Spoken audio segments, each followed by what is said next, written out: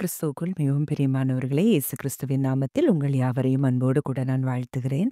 இந்த நாளிலும் தேவன் நம்மோடு கூட இடைப்படுகின்ற வார்த்தை யோவான் 10ஆம் அதிகாரம் 27ஆம், 28ஆம், 29ஆம் வசனங்கள் மூலம் தேவன் நம்மோடு கூட இடைப்பட்டு நம்மை பலப்படுத்த விரும்புகிறார். 27ஆம் வசனம் சொல்லுகிறது, என் ஆடுகள் என் சத்தத்திற்கு செவி கொடுக்கிறது. நான் அவைகளை அறிந்திருக்கிறேன். அவைகள் எனக்கு பின் செல்கிறது.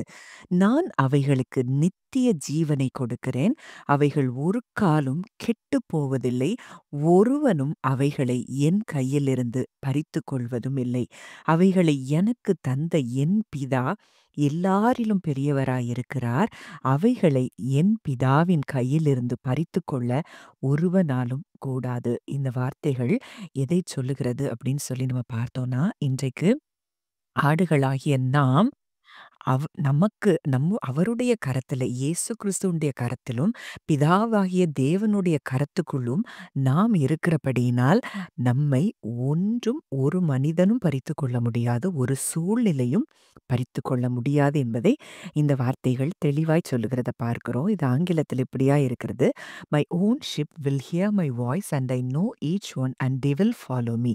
I give to them the gift of eternal life and they will never be lost. And no one has the power to snatch them out of my hands. My Father, who has given them to me as his gift, is the mightiest of all, and no one has the power to snatch them from my Father's care." எவ்வளோ அழகா சொல்லப்பட்டிருக்கு. அதாவது நமக்கு double protection இங்க கொடுக்கப்பட்டிருக்கிறத நம்ம பார்க்கிறோம். நம்ம இயேசுவின் கையில இருக்கிறோமா. மைட்டியஸ்ட், அதாவது உலகத்துல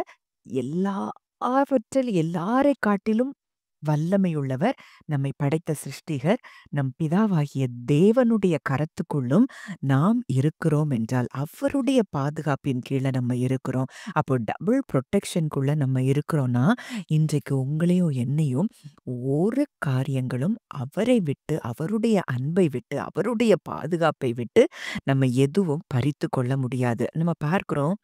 அதாவது, "நீ கர்த்தருடைய கையில் அலங்காரமான கிரீடம், உன் தேவனுடைய கரத்தில் ராஜமுடியுமாய் இருப்பாய்" அப்படின்னு சொல்லி வார்த்தை சொல்லுது. அப்ப இன்றைக்கு தேவன் அப்படித்தான் நம்மை அவர் கரத்தில் வைத்திருக்கிறார். அவருடைய கையில் அலங்காரமான கிரீடமாய் நம்ம இருக்கிறோம். நம்மை உள்ளங்கைகள்ல அவர் வரைந்து வைத்திருக்கிறாராம். இப்படிப்பட்ட ஒரு தகப்பன் நமக்கு இருக்கும்போது, அப்போ கான்ஸ்டன்ட் கைடன்ஸும், கேரும், புரொடெக்ஷனும் நமக்கு ஒவ்வொரு நாளும் இருக்கிறது என்பதை நம்ம அறிந்து கொண்டோமானால், நம்ம பொய்களை விட்டு அதை களைந்து போட்டு, ஒருவேளை உலகத்துல இப்படி நடக்குது அப்படின்னு சொல்லி நமக்கும் இப்படி நடக்குமோ அப்படின்லாம் ஒருவேளை அந்த பயங்கள் இருக்குமாயின், அது எல்லாமே நிச்சயமாய் மாம்ச எண்ணங்கள். ஆவியின் சிந்தை என்ன சொல்லுது? நீங்க இயேசு கிறிஸ்துவுடைய கரத்துக்குள்ளேயும், பிதாவாகிய தேவனுடைய கரத்துக்குள்ளும் இருக்கிறபடியினால ஒன்றும் உங்களை பறித்துக் கொள்ள முடியாது. அவர் கரத்துல இருக்கிற உங்களை எதுவும் பறித்துக் கொள்ள முடியாது. ஏன்னா, அவரைப் போல வல்லமை நிறைந்தவர், பாதுகாக்க முடிந்தவர் யாரும் இந்த உலகத்துல கிடையாது. அப்ப அப்படிப்பட்டவருடைய பாதுகாப்பின் கீழ நீங்க இருக்கிறீங்க. உங்க குடும்பம் இருக்குதுங்கிற அந்த நம்பிக்கையோடு, அந்த விசுவாசத்தை நீங்கள் இருதயத்தில் ஆணித்தரமாக விசுவாசித்து அதை பேசும்போது, நமக்கு நிச்சயமா அந்த பயங்கள் விலகும். அந்த புரொடெக்ஷனுக்குள்ள நீங்க இருக்கிறத நீங்க உணர்வது மாத்திரம் இல்லாம, நிச்சயமா அந்த புரொடெக்ஷனுக்குள்ள தான் நீங்க இருக்கீங்கங்கிறது தான் அது சத்தியம். உபாகமம் 33:27 அததான் சொல்லுது. "அநாதி தேவனே உனக்கு அடைக்கலம்.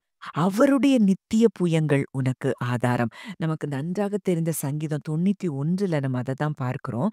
"உன்னதமானவரின் மறைவில் இருக்கிறவன் சர்வ வல்லவருடைய நிழலில் தங்குவான்." அப்போ அவருடைய மறைவுல இருக்கிற, அவருடைய நிழலுக்குள்ள இருக்கிற நமக்கு என்ன கிடையாதாம். 3வது வசனத்துல பார்க்கிறோம். "அவர் உன்னை வேடனுடைய கண்ணிக்கும், பாழாக்கும் கொள்ளை நோய்க்கும் தப்புவிப்பார். அவர் தமது சிறகுகளாலே உன்னை மூடுவார். அவர் செட்டைகளின் கீழே அடைக்கலம் புகுவாய். அவருடைய சத்தியம் உனக்கு பரிசையும் கேடகமும் ஆகும்." அப்ப இன்னைக்கு சத்தியம் என்ன சொல்லிக் கொடுக்குது நமக்கு?